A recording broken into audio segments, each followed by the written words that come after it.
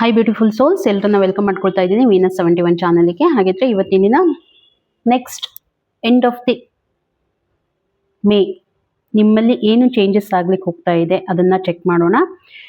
ನಿಮ್ಮ ಜಾಬ್ ಇರ್ಬೋದು, ಕರಿಯರ್ ಇರ್ಬೋದು, ನಿಮ್ಮ ಒಂದು ಬಿಸ್ನೆಸ್ ಇರ್ಬೋದು, ಏನು ಚೇಂಜಸ್ ಆಗ್ಲಿಕ್ಕೆ ಹೋಗ್ತಾ ಇದೆ, ಮತ್ತೆ ನಿಮ್ಮ ರಿಲೇಶನ್ಶಿಪ್ ಆಸ್ಪೆಕ್ಟ್ಸ್ ಇಂದಾನು ನೋಡೋಣ. ನಿಮ್ಮ ಎನರ್ಜಿ ಕೂಡ ಚೆಕ್ ಮಾಡೋಣ.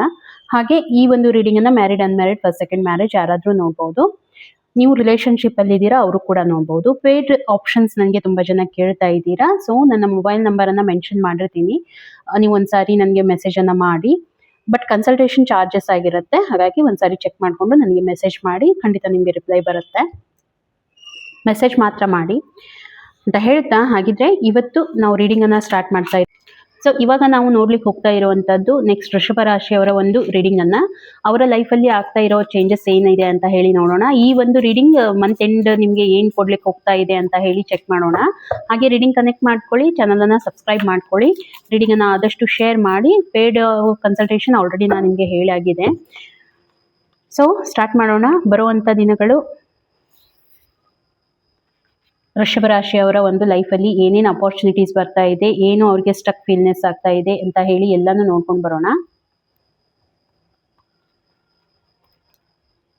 ಫಸ್ಟ್ ಆಫ್ ಆಲ್ ಅವರ ಒಂದು ಹೆಲ್ತ್ ಆಸ್ಪೆಕ್ಟ್ ಏನಿದೆ ಅಂತ ಹೇಳಿ ಚೆಕ್ ಮಾಡೋಣ. 10 ಆಫ್ ಪೆಂಟಿಕಲ್ಸ್ ಬರ್ತಾ ಇದೆ, ತುಂಬಾ ಚೆನ್ನಾಗಿ ರಿಕವರ್ ಮಾಡ್ಕೊಳ್ತಾ ಇದ್ದೀರಾ. ಹೆಲ್ತ್ ವೈಸ್ ನಾನು ನೋಡ್ತಾ ಇದ್ರೆ ತುಂಬಾ ಚೆನ್ನಾಗಿದೆ, ಯಾವುದೂ ತೊಂದರೆ ಇಲ್ಲ, ತುಂಬಾ ಚೆನ್ನಾಗಿ ಮ್ಯಾನೇಜ್ ಮಾಡ್ತಾ ಇದ್ದೀರಾ. ಸ್ಟೆಬಿಲಿಟಿ ಬರ್ತಾ ಇದೆ, ನಿಮ್ಮ ಒಂದು ಹೆಲ್ತ್ ಆಸ್ಪೆಕ್ಟ್ ಇಂದ ಬ್ಯಾಲೆನ್ಸ್ ಮಾಡ್ಕೊಂಡು ಹೋಗ್ತಾ ಇದ್ದೀರಾ. ಹೆಲ್ದಿ ಡಯಟ್ ಅನ್ನ ಮೇಂಟೈನ್ ಮಾಡ್ತಾ ಇದ್ದೀರಾ ಅನ್ನೋವಂಥದ್ದು. ಇನ್ ಫ್ಯೂಚರ್ ಅಲ್ಲಿ ನಾನು ನೋಡ್ತಾ ಇದ್ರೆ ಸ್ವಲ್ಪ ಯಾಕೋ ತುಂಬಾ ರೆಸ್ಟ್ರಿಕ್ಟೆಡ್ ಆಗ್ತೀರಾ. ಯಾವ ರೀತಿ ಅಂತಂದ್ರೆ ಏನು ನೀವು ಪ್ರೆಸೆಂಟ್ ಸಿಚುವೇಶನ್ ಓಕೆ, ಏನು ತೊಂದರೆ ಅಂತ ಬರ್ತಾ ಇಲ್ಲ. ಬಟ್ ಇನ್ ಫ್ಯೂಚರ್ ಅಲ್ಲಿ ಏನಿದೆ, ಸ್ವಲ್ಪ ರಿಸ್ಟ್ರಿಕ್ಟೆಡ್, ನಿಮ್ಮನ್ನ ನೀವು ರಿಸ್ಟ್ರಿಕ್ಟೆಡ್ ಮೋಡಲ್ಲಿ ಹಾಕೊಳ್ಳುವಂಥದ್ದು.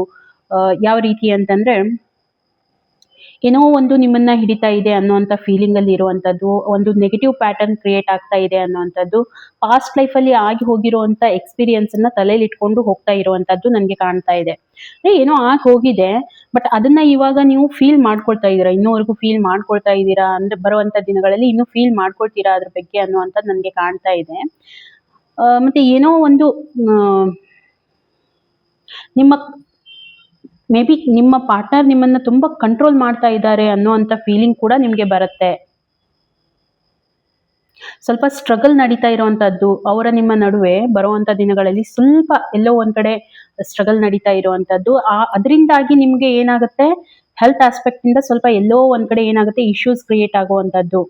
ಎನರ್ಜಿಯನ್ನ ಯಾರೋ ಹಿಡಿದಿಟ್ಕೊಂಡಿದ್ದಾರೆ, ಯಾರೋ ನಿಮ್ಮನ್ನ ಬ್ಲಾಕ್ ಮಾಡ್ತಾ ಇದ್ದಾರೆ, ಏನ್ ಮಾಡ್ಬೇಕು ಅಂತ ಗೊತ್ತಾಗ್ತಾ ಇಲ್ಲ. ಈ ರೀತಿ ಇಶ್ಯೂಸ್ ನಿಮ್ಮ ಲೈಫ್ ಅಲ್ಲಿ ಕ್ರಿಯೇಟ್ ಆಗ್ತಾ ಇದೆ ಅಂತ ಹೇಳಿ ನನ್ಗೆ ಬರ್ತಾ ಇದೆ ಹೆಲ್ತ್ ಆಸ್ಪೆಕ್ಟ್ ಇಂದ. ಓಕೆ, ಅದಕ್ಕೆ ಏನ್ ಮಾಡ್ಬೇಕು, ಗೈಡೆನ್ಸ್ ಏನ್ ಮಾಡ್ಬೇಕು, ಬ್ಯಾಲೆನ್ಸ್ಡ್ ಆಗಿರ್ಬೇಕು, ಬ್ಯಾಲೆನ್ಸ್ಡ್ ಎನರ್ಜಿಯನ್ನ ಮೇಂಟೈನ್ ಮಾಡಬೇಕು. ಹೆಲ್ದಿ ಡಯಟ್ ಇರ್ಬೋದು, ಮತ್ತೆ ಅದಕ್ಕೆ ತಕ್ಕ ಹಾಗೆ ನ್ಯೂಟ್ರಿಷನ್ ಫುಡ್ ಇರ್ಬೋದು. ಸ್ವಲ್ಪ ಮೆಡಿಟೇಷನ್ ಅನ್ನ ಮಾಡಬೇಕು. ಯಾಕಂತಂದ್ರೆ ಮೈಂಡ್ ರಿಲೇಟೆಡ್ ಇಶ್ಯೂಸ್ ಕ್ರಿಯೇಟ್ ಆಗುವಂತ ಚಾನ್ಸ್ ಕಾಣ್ತಾ ಇದೆ ನನಗೆ. ಎಲ್ಲೋ ಒಂದ್ ಕಡೆ ನೆಗೆಟಿವ್ ಪ್ಯಾಟರ್ನ್ ಇಂದ ಥಿಂಕ್ ಮಾಡುವಂತದ್ದು, ಮತ್ತೆ ಇನ್ನೊಬ್ರ ಬಗ್ಗೆ ತುಂಬಾ ವಿಚಾರ ಮಾಡುವಂತದ್ದು, ಈ ರೀತಿ ಎಲ್ಲ ಕಾಣ್ತಾ ಇದೆ.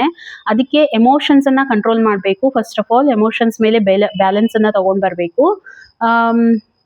ಇದನ್ನ ಬಿಟ್ರೆ ಕಂಟ್ರೋಲ್ ಯಾರಿಗಾದ್ರೂ ನೀವು ಕಂಟ್ರೋಲ್ ಮಾಡ್ತಾ ಇದ್ರೆ ಅದರಿಂದ ಹೊರಗಡೆ ಬರಬೇಕು ಅನ್ನುವಂಥದ್ದು ಇಲ್ಲಿ ನನಗೆ ಕಾಣ್ತಾ ಇರುವಂತದ್ದು.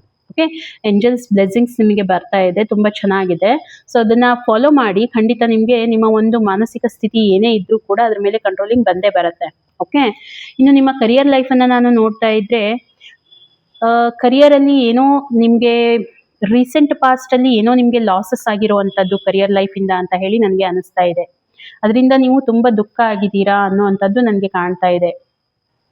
ಮೀನ್ಸ್ ಈಗ ಏನಾದ್ರೂ ಸ್ವಲ್ಪ ಲಾಸ್ ಆಗಿರೋ ಬಿಸ್ನೆಸ್ ಆಸ್ಪೆಕ್ಟ್ ಇಂದ ಎಲ್ಲೋ ಒಂದ್ ಕಡೆ ಲಾಸ್ ಆಗಿದ್ದೀರಾ. ಮತ್ತೆ ಒಂದು ಇಲ್ಯೂಷನ್ ಕ್ರಿಯೇಟ್ ಆಗಿರುವಂತದ್ದು, ಸ್ಟ್ರೆಸ್ ಇದೆ ನಿಮ್ಗೆ ಬಿಸ್ನೆಸ್ ಅಲ್ಲಿ. ನಿಮ್ಮ ಪೊಟೆನ್ಷಿಯಲ್ ಅಂದ್ರೆ ಇವಾಗ ಏನ್ ನೀವು ಲೂಸ್ ಎಲ್ಲ ಅಮೌಂಟ್ ಏನೋ ಕಳ್ಕೊಂಡಿದ್ದೀರಾ, ಫೈನಾನ್ಸ್ ಅಲ್ಲಿ ನೀವು ಏನೋ ದುಡ್ಡನ್ನ ಕಳ್ಕೊಂಡಿದ್ದೀರಾ, ಅಲ್ಲಿ ನಿಮ್ಗೆ ಪ್ರಾಬ್ಲಮ್ ಆಗುವಂತದ್ದು. ಅಥವಾ ನಿಮ್ಮ ಒಂದು ಜಾಬ್ ಅಲ್ಲಿ ಏನೋ ಸಡನ್ ಆಗಿ ಏನಾದ್ರೂ ಚೇಂಜಸ್ ಆಗುವಂತದ್ದು. ಮೋಸ್ಟ್ಲಿ ನಿಮ್ಗೆ ಫೈನಾನ್ಷಿಯಲಿ ಪ್ರಾಬ್ಲಮ್ ಆಗ್ತಾ ಇದೆ, ವರ್ಕ್ ಪ್ಲೇಸ್ ಇಂದ ಫೈನಾನ್ಷಿಯಲಿ ನಿಮ್ಗೆ ತೊಂದರೆ ಆಗಿದೆ ಅನ್ನುವಂಥದ್ದು ನನಗೆ ಕಾಣ್ತಾ ಇದೆ. ಬಟ್ ಬರುವಂತ ದಿನಗಳಲ್ಲಿ ಯಾವ ರೀತಿ ಇರುತ್ತೆ, ಅದರಿಂದ ಓವರ್ಕಮ್ ಮಾಡ್ಕೊಳ್ತೀರಾ ಬರುವಂತ ದಿನಗಳಲ್ಲಿ. ಏನ್ ಮಾಡ್ಬೇಕು ನೀವು, ಇವಾಗ ನಿಮ್ಗೆ ಏನ್ ಲಾಸಸ್ ಆಗ್ತಾ ಇದೆ, ಸೊ ಬರುವಂತ ದಿನಗಳಲ್ಲಿ ಸ್ವಲ್ಪ ನೀವು ಡೀಪ್ ಆಗಿ ಥಿಂಕ್ ಮಾಡ್ತೀರಾ, ಡೀಪ್ ಆಗಿ ರಿಸರ್ಚ್ ಮಾಡ್ತೀರಾ, ಜೆನ್ಯೂನ್ ಪರ್ಸನ್ ಯಾರಿದ್ದಾರೆ ಅಥವಾ ಜೆನ್ಯೂನ್ ಬಿಸ್ನೆಸ್ ಯಾವ್ದಿದೆ ಅದ್ರ ಮೇಲೆ ನೀವು ಇನ್ವೆಸ್ಟ್ಮೆಂಟ್ ಅನ್ನ ಮಾಡ್ತೀರಾ. ಯಾಕಂದ್ರೆ ಆಲ್ರೆಡಿ ನೀವು ಪಾಠ ಕಲ್ತಿದ್ದೀರಾ ಇವಾಗ ಆಗಿರೋ ಸಿಚುವೇಶನ್ ಇಂದ, ಹಾಗಾಗಿ ಮುಂದೆ ಆ ತಪ್ಪನ್ನ ನೀವು ಮಾಡೋದಿಲ್ಲ.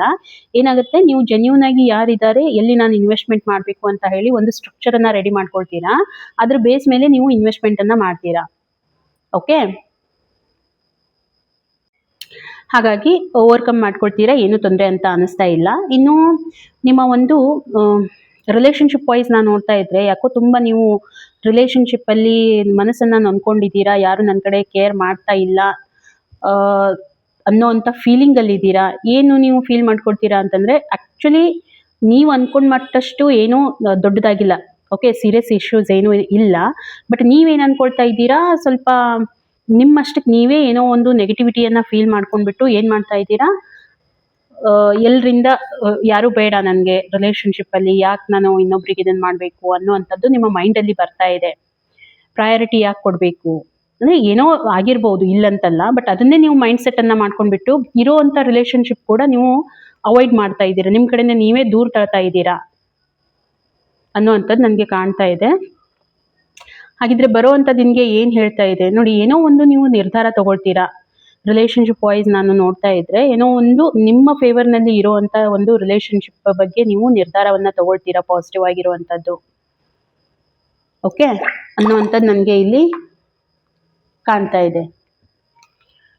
ಇನ್ನು ನಿಮ್ಗೆ ಏನ್ ಗೈಡೆನ್ಸ್ ಬರ್ತಾ ಇದೆ ಅದನ್ನ ಕೂಡ ನೋಡ್ಕೊಂಡು ಬರೋಣ. ಗೈಡೆನ್ಸ್ ಅಂತ ಹೋದ್ರೆ ಯಾವುದೇ ರೀತಿ ಕನ್ಫ್ಯೂಸ್ ಆಗ್ಲಿಕ್ಕೆ ಹೋಗ್ಬೇಡಿ. ನಿಮ್ಮ ರಿಲೇಶನ್ಶಿಪ್ ಅಲ್ಲಿ ಏನು ಇದೆ ಅದ್ರ ಬಗ್ಗೆ ಫೋಕಸ್ ಮಾಡಿ. ಸ್ವಲ್ಪ ಏನಾಗುತ್ತೆ, ನಿಮ್ಮಲ್ಲಿ ನೆಗೆಟಿವಿಟಿ ಪ್ಯಾಟರ್ನ್ ಹುಟ್ಕೊಳ್ಳುವಂತ ಚಾನ್ಸ್ ಇದೆ ಬರುವಂತ ದಿನಗಳಲ್ಲಿ. ಅದಕ್ಕೆ ಯೂನಿವರ್ಸ್ ಏನ್ ಹೇಳ್ತಾ ಇದೆ, ಯಾವುದೇ ಕಾರಣಕ್ಕೂ ಕೂಡ ಕನ್ಫ್ಯೂಸ್ ಆಗೋದು ಬೇಡ, ಸ್ವಲ್ಪ ಬ್ಯಾಲೆನ್ಸ್ ಅನ್ನ ತಗೊಂಡ್ ಬನ್ನಿ ನಿಮ್ಮ ಲೈಫ್ ಅಲ್ಲಿ. ಓಕೆ, ಅದ್ರ ಕೊರತೆ ಕಾಣ್ತಾ ಇದೆ. ಮತ್ತೆ ಕೆಲವೊಂದಿಷ್ಟು ನಿರ್ಧಾರಗಳು ಏನಾಗುತ್ತೆ, ಸಡನ್ ಆಗಿ ಯಾವುದೇ ನಿರ್ಧಾರ ತಗೊಳ್ಳಿಕ್ ಆಗೋದಿಲ್ಲ. ಅದ್ರ ಬಗ್ಗೆನೂ ನಾವು ಸ್ವಲ್ಪ ಕಂಟ್ರೋಲ್ ಅನ್ನ ಮಾಡ್ಬೇಕಾಗುತ್ತೆ ಅನ್ನುವಂಥದ್ದು ಇಲ್ಲಿ ಬರ್ತಾ ಇದೆ. ಹಾಗಾಗಿ ಸ್ವಲ್ಪ ಕೇರ್ಫುಲ್ ಆಗಿರಿ. ಏನು ನಿಮ್ಗೆ ಅನ್ಸುತ್ತೆ ಅದ್ರ ಬಗ್ಗೆ ಖಂಡಿತ ನನಗೆ ಒಂದು ಮೆಸೇಜ್ ಮುಖಾಂತರ ತಿಳಿಸಿ. ಎಷ್ಟು ರಿಲೇಟ್ ಆಯ್ತು ಅಂತ ಕೂಡ ನನಗೆ ತಿಳಿಸಿ. ಹಾಗೆ ನಿಮ್ಗೆ ಇಷ್ಟ ಆಗಿತ್ತು ಅಂತಂದ್ರೆ ಒಂದು ಲೈಕ್ ಕೊಡಿ. ಯಾಕಂದ್ರೆ ಇದು ಒಂದು ಜನರಲ್ ರೀಡಿಂಗ್ ಆಗಿರುತ್ತೆ, ಎಲ್ಲಾನು ಕನೆಕ್ಟ್ ಆಗ್ಲೇಬೇಕಂತಿರೋದಿಲ್ಲ. ಎಷ್ಟು ಕನೆಕ್ಟ್ ಆಗುತ್ತೆ ಅಷ್ಟನ್ನ ತಗೊಳ್ಳಿ, ಉಳಿದಿದ್ದು ಆಸ್ ಎ ಗೈಡ್ಲೈನ್ಸ್ ಅಂತ ತಗೊಳ್ಳಿ. ಪರ್ಸನಲ್ ರೀಡಿಂಗ್ ಆಪ್ಷನ್ಸ್ ಆಲ್ರೆಡಿ ನಾನು ನಿಮ್ಗೆ ಹೇಳಿದ್ದೀನಿ, ಅದನ್ನ ಫಾಲೋ ಮಾಡಿ ಅಂತ ಹೇಳ್ತಾ ಸಿಗೋಣ ಹಾಗಿದ್ರೆ ಇನ್ನೊಂದು ವಿಡಿಯೋದಲ್ಲಿ. ಅಲ್ಲಿವರೆಗೂ ಎಲ್ರಿಗೂ ಕೂಡ ಥ್ಯಾಂಕ್ ಯು.